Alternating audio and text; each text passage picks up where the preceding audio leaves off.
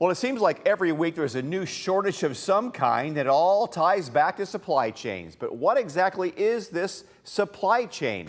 Michael Tater gets answers from an expert and finds out when we could see things get back to normal.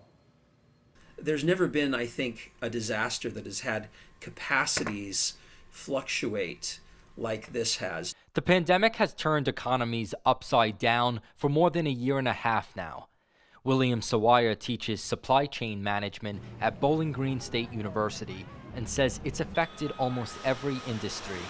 If anything's happening in the company, it's probably supply chain related. So what is supply chain?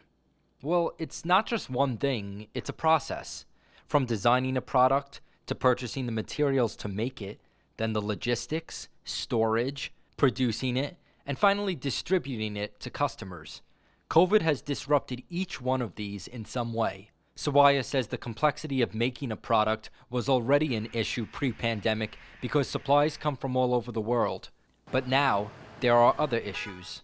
Uncertainty of demand as things have changed, and labor shortages that affect capacity and make it harder to react to the uncertainty in demand.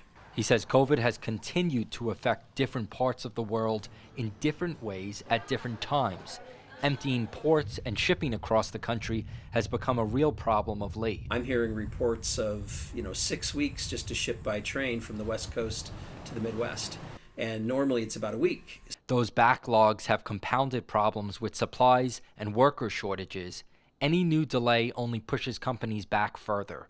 And Sawaya says it could be a while before shortages are a thing of the past. Be some relief in terms of transportation backlogs as soon as maybe February, March, or maybe even January, but I don't think that it's going to really look like normal for a long time.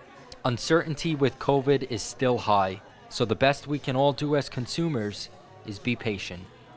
Reporting for WTOL 11, Michael Tater.